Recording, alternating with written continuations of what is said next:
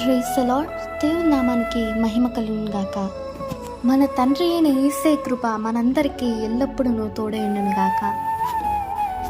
మరి ఈ దినమున ఎరికో గోడ లాంటి సమస్యలతో, ఎర్ర సముద్రం లాంటి శ్రమలతో, రోగములనే సంకెళ్లతో, మానసికమైన సంకెళ్లతో బంధింపబడి పీడింపబడి ఉన్నావా?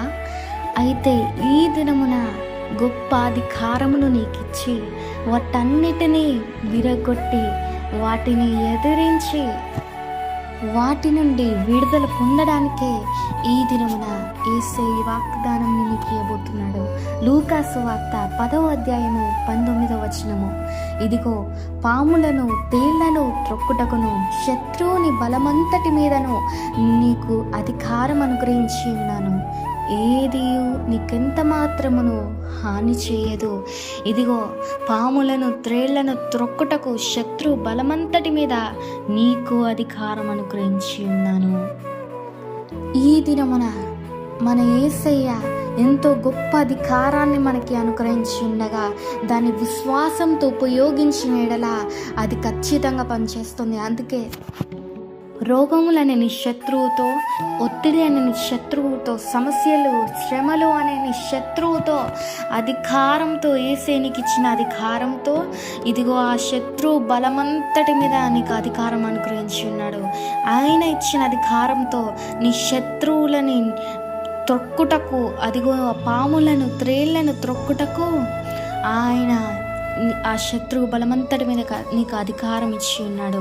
అందుకే ఈ దినమున ఆయన ఇచ్చిన అధికారాన్ని బట్టి అద్భుతంగా విశ్వాసంతో దాన్ని గద్దించి నీ శత్రువుని, నీ సంకెళ్లను గద్దించి నజరేయుడని యేసుక్రీస్తు అధికారము నాకు అనుగ్రహించబడి ఉన్నదని నమ్మి అదిగో ఆ శత్రువు బలమంతటి మీద అధికారమును పొంది ఉన్న నీవు ఆ శత్రువుతో ఆ పాములను త్రేళ్లను త్రొక్కుటకు వీటిని గద్దించు. ఆయన అధికారం గల నామంతో వీటిని గద్దించి నమ్మకంతో, విశ్వాసంతో ఆయన ఇచ్చిన నామంతో వీటన్నిటిని బంధించి చూడు.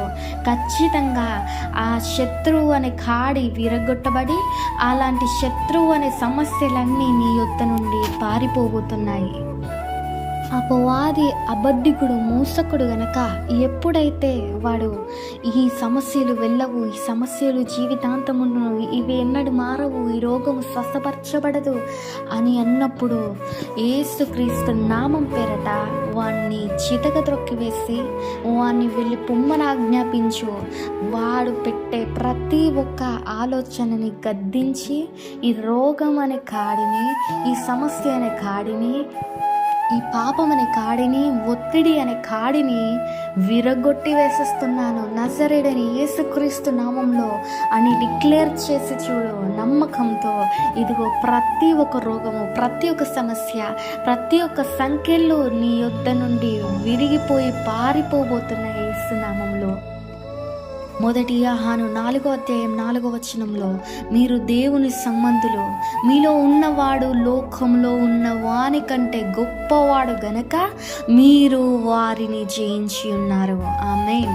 అందుకే ఈ అధికారం గల నామమును పట్టుకొని నాలో ఉన్నవాడు లోకంలో ఉన్నవాని కంటే గొప్పవాడు అని నమ్మి ఇలాంటి శత్రువు అనే కాడి మీద డిక్లేర్ చేస్తూ వీటన్నిటిని నజరేయుడైన యేసు అధికారం గల నామమున వీటన్నిటిని బ్రేక్ చేస్తూ పలికి చూడు నమ్మకంతో. ఇదిగో అప్పుడు మీరు వారిని జయించి ఉన్నారు అని దేవుడు సెలవిస్తున్నాడు. వీటన్నిటిని జయించాలంటే ఒక్కటే ఏంటిదంటే యేసయ్యని అధికారం గల నామమును పొందుకుని ఉన్నాము గనక ఆ అధికారంని మనము ఇప్పుడు ఉపయోగించి నమ్మకంతో దాన్ని వాడిన ఎడల ఖచ్చితంగా ఆయన నమ్మదగిన వాడు గనక, మనల్ని ఎప్పుడు ఆదుకునే దేవుడు గనక ఖచ్చితంగా ప్రతి ఒక్క దాని మీద మనకు అధికారం ఇచ్చి ప్రతి ఒక్క కాడిని ఆయన విరగొట్టబోతున్నాడు. ఆమేన్. ప్రార్థించుకుందాం. మహోన్నతుడమైన దేవానికి స్తోత్రములు. అవును తండ్రి, నీ అధికారాన్ని మేము పొందుకొని ఉన్నాము.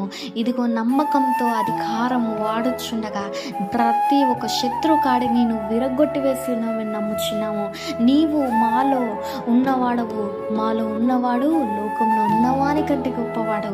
మేము అధికారాన్ని, నజరేయుడైన యేసు అనే అధికారాన్ని పొందుకుని క్రీస్తు సైనికుల వలె ప్రభువా నీ నామాన్ని ధరించుకొని ఈ ఆత్మీయ యుద్ధంలో విజయమును పొందుటకు నీ అధికారము మేము ఉపయోగించుగాక. అటు కృపను అనుగ్రహించండి ప్రభువా. ఎలిహున్నారో మీ శ్రేస్ ఫాలోవర్స్ని ప్రతి ఒక్కరిని దీవించి ఆశీర్వదించని వాక్యం వింటున్న ప్రతి ఒక్క బిడ్డల్ని తోను మాట్లాడినందుకు వందనం చెల్లిస్తూ నజరేయుడైన యేసుక్రీస్తు నామములో ప్రార్థనంతటి అడిగి వేడుకొనుచున్నాం పరమ తండ్రి. ఆమేన్.